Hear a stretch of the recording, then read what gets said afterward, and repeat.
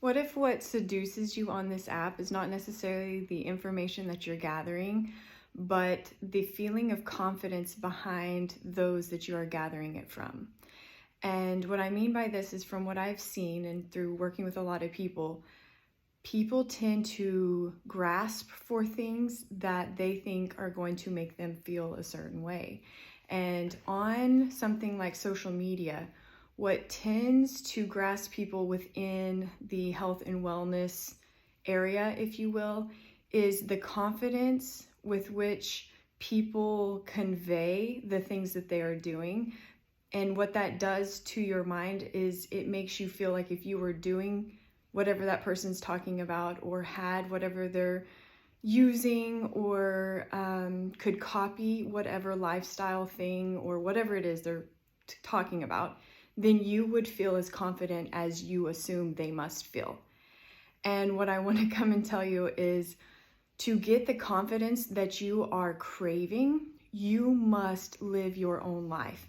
You cannot borrow somebody else's confidence. You cannot borrow somebody else's beliefs. And that is typically what you see happening on this platform, is if somebody can inspire you enough, or motivate you enough, or dazzle you enough, or hypnotize you enough, you can for a moment feel what it must feel like to be how you assume they are in real life, which is hardly ever the case. But it's that confidence that I'm seeing that most people want. The confidence behind living in a certain way. The confidence behind trusting that your body only knows how to heal, and that your life is your medicine, and you can live in a certain way to dictate and alter how you feel and experience in your life. And you can be free from all of medicine, all of supplements, all of pharmaceutical inputs and manipulation-based intervention therapeutics. And to have that, you absolutely must go all in the experiencing of your life. You must either go learn something and implement it to the depths of it before you jump ship, or turn it all off and start living your life in a way to just figure it out on your own, because you are your only experiment. Any experiment done that was not done on you doesn't apply to you. So you'd learn more through living and implementation of these different concepts on your own than you would reading them in a book and just staying in the intellectual realm of what is available to you. So a good explanation of this is actually when I learned how to surf. My confidence in my capacity to survive the Pacific Ocean was very, very, very tiny, if not non-existent, past a certain break, right? And so my confidence was more in my instructor, because I knew he could surf, he was strong, he was capable, and as long as he was out there, there was some false sense of security, because he would look over at me like when a big wave would be coming and just say, "I got you," right? And him saying that to me was like, thank goodness, because I know in this moment right now that I really don't think that I've got myself. And so this seems so different when you compare it to health and dis-ease and, wellness, overarching wellness, but it's not. It's the same thing.